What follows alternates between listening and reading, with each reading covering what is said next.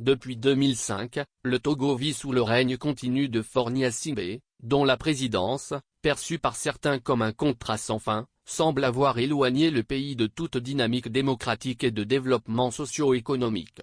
Alors que la communication politique tente de présenter un tableau flatteur, le contraste avec la réalité est frappant, les conditions de vie de la majorité restent inchangées, sinon empirées. Cet article questionne la gouvernance en place et s'interroge sur le futur d'un pays où dictature et stagnation sont devenues la norme, au détriment des aspirations d'une population en quête d'équité et de progrès. Au Togo, alors que Faure Gnassingbé semble avoir signé un contrat à durée indéterminée avec le fauteuil présidentiel, ses concitoyens, dans leur majorité écrasante, continuent de tirer le diable par la queue. La dévolution monarchique du régime togolais enfonce le pays dans une crise sociopolitique qui ne dit pas son nom.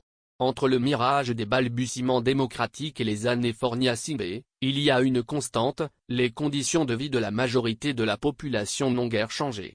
Contrairement à ce que véhicule la communication politique obsessionnelle du régime, la régression socio-économique saute aux yeux.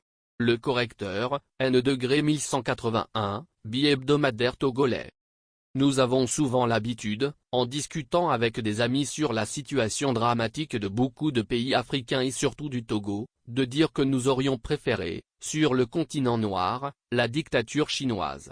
Oui, l'empire du milieu, comme on désigne encore la Chine, n'est pas connu pour être un parangon de démocratie et du respect des droits de l'homme. Mais qui parle encore aujourd'hui de façon insistante de la situation politique en Chine. Deuxième puissance économique au monde, derrière les USA, la Chine est régulièrement à la une de l'actualité grâce à ses prouesses économiques. Qui dit aujourd'hui voiture électrique, pense immédiatement à la Chine qui est devenue depuis au moins 2018 la championne mondiale en la matière.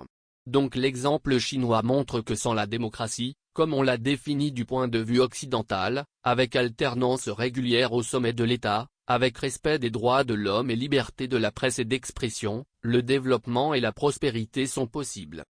Pourquoi alors dans beaucoup de pays du continent noir, et surtout chez nous au Togo une dictature tribalo-familiale, pure et dure, impitoyable, depuis un demi-siècle, s'acharne-t-elle à détruire la vie et à compromettre l'avenir des citoyens par une politique méchante et inhumaine, basée sur le népotisme, la corruption et la persécution de tous ceux qui pensent autrement?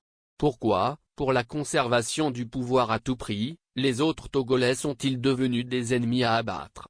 La litanie des persécutions d'opposants avec violation des droits de l'homme, le maintien des prisonniers politiques en détention malgré des appels incessants de toutes parts, le pillage en toute impunité des richesses du pays par une minorité, encouragée depuis le sommet de l'État, sont malheureusement là pour montrer que le régime togolais, avec à sa tête Faure Gnassingbé, est très loin d'être comparé au modèle chinois. Ici au Togo il n'y a que dictature et dénuement des populations sans aucun début de développement. Il s'agit d'un régime qui a juré la perte de son peuple et s'y emploie par tous les moyens pour maintenir les Togolais et les Togolaises dans la pauvreté, dans la misère, dans la peur par la terreur, pourvu que Faure Gnassingbé reste à la tête du pays malgré son incompétence, malgré son manque de vision et conséquemment malgré son échec patent sur tous les plans. Si ce n'est la méchanceté, qu'est-ce qui peut expliquer, par exemple, qu'on arrête une Togolaise, chagrinée par la disparition dans des circonstances floues et surtout suspecte de son mari en Afrique du Sud, qui revient au pays et qu'on maintient en prison? En effet, veuve Madame Abega Bertin est arrêtée en juillet dernier à son arrivée à l'aéroport de Lomé, en compagnie de certains membres de sa famille. Luttant contre un cancer, elle serait privée de soins pour soulager son mal. En quoi serait-elle un danger pour le pouvoir de Faure Gnassingbé?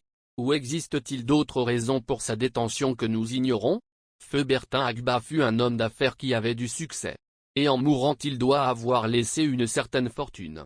Tenterait-on d'empêcher sa veuve et sa suite de disposer de ce qui leur reviendrait de droit?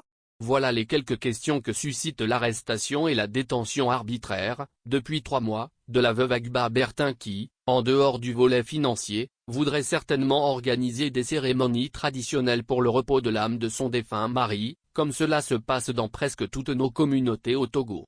Jusqu'à quand Faure Gnassingbé voudrait-il continuer à abuser de son pouvoir en la maintenant en détention, au risque d'une détérioration de son état de santé?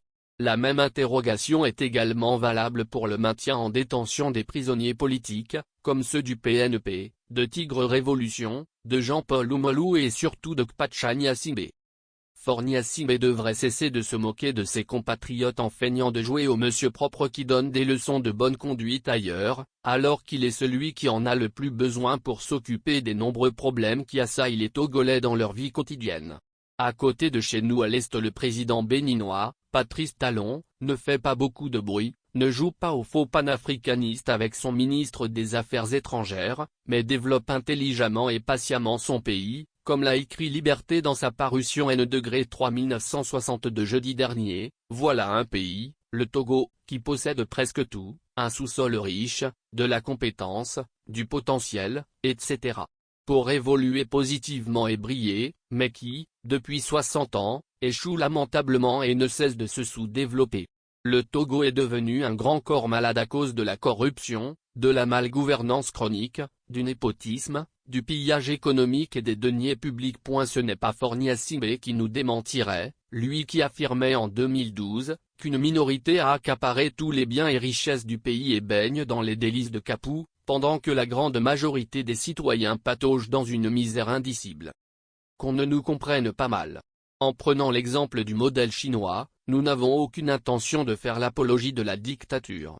Mais nous voulons tout simplement dire qu'à défaut de la démocratie parfaite, on peut au moins aimer son pays, en être jaloux et le développer, comme le font beaucoup de dirigeants d'autres pays, en Afrique et ailleurs. Au Togo, il n'y a ni démocratie, ni aucune vision pour le pays, donc aucun début de développement. Pour Faure Gnassingbé et son entourage, ce qui compte c'est le pouvoir et les délices qui en découlent, même s'il faut pour cela continuer à marcher sur les cadavres des Togolais. La vie des nombreux citoyens qui pensent autrement ne compte pas. Et c'est à ça qu'il faudrait mettre fin pour que notre pays redevienne un pays normal.